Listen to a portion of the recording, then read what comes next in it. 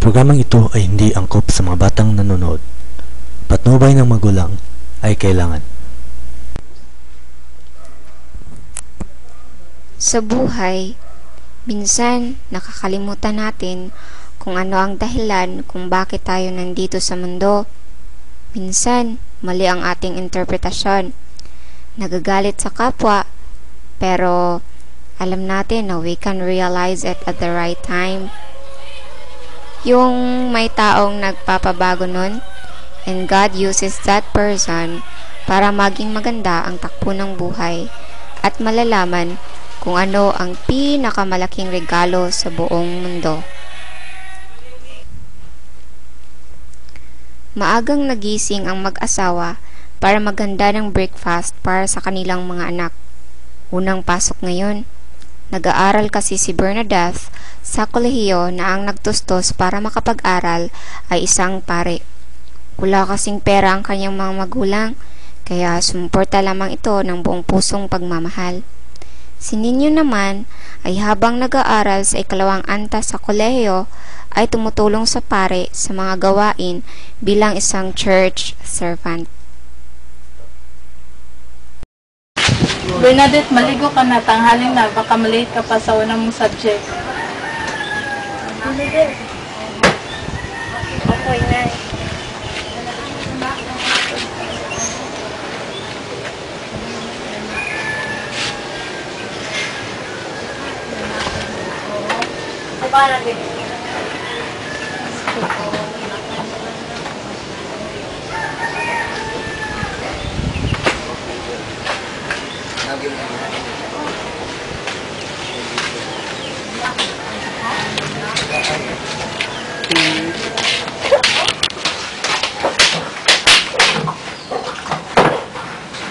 Pagkatapos ay pumunta ka muna sa simbahan para magdasal.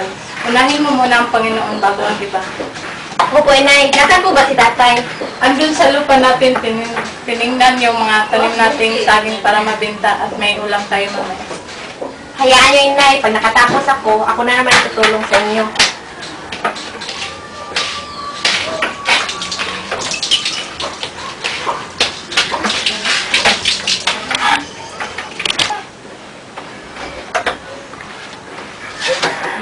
Ano po, Nay? Salamat naman at dumating ka na. Wala na bang ibang gawain sa simbahan? Wala na po, Nay. Sige ho, magbihis muna ako. Tika lang ho. Nasaan po si Bernadette? Naliligo pa.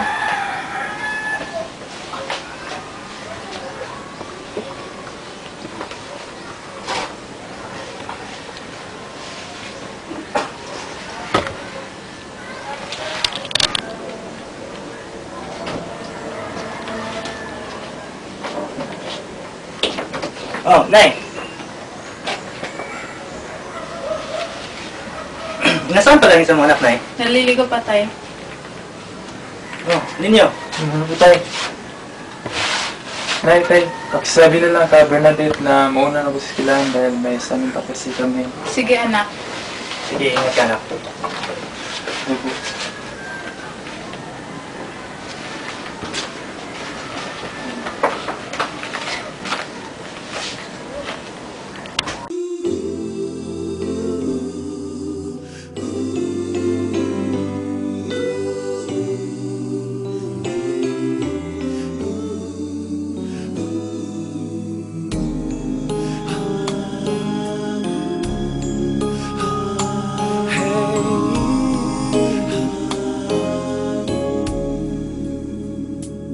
Lead me, Lord. Lead me by the hand and help me face the rising sun. Comfort me through all the pain that life may bring. There's no other hope that I can lean upon. Lead me, Lord. Lead me all my life. Walk by me across the lonely roads that I may face.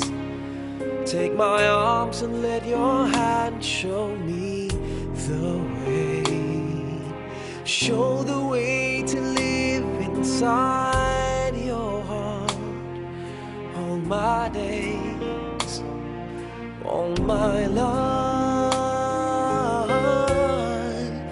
You are my light, you're the lamp upon my feet. All the time, my Lord, I need you there. You are my light, I cannot live alone. Let me stay by your guiding love all through my life. Lead me, Lord.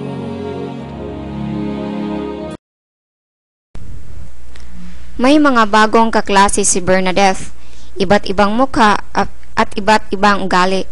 Manilyn, Annabelle, Lilith, Anthony, Mona, Gerard, GR, John Ray are sitting beside Bernadette respectively.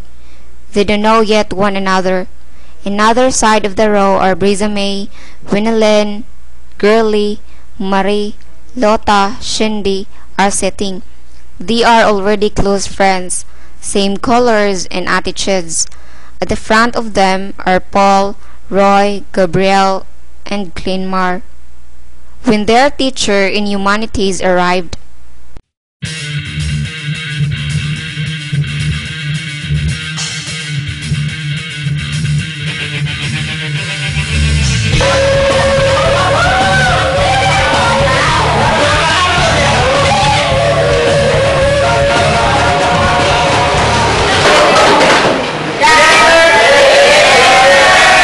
Good evening.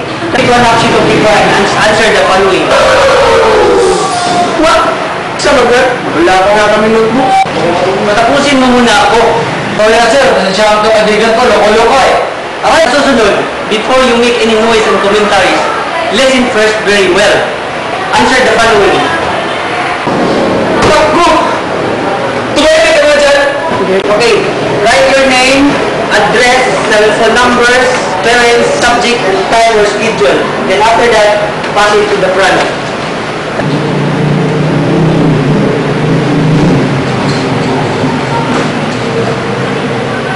Yan lang pala.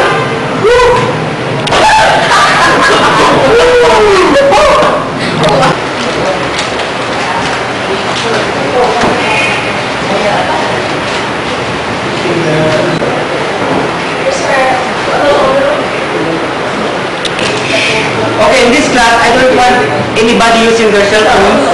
Persons who are talking and making foolishness. This is humanities, so act as educated one.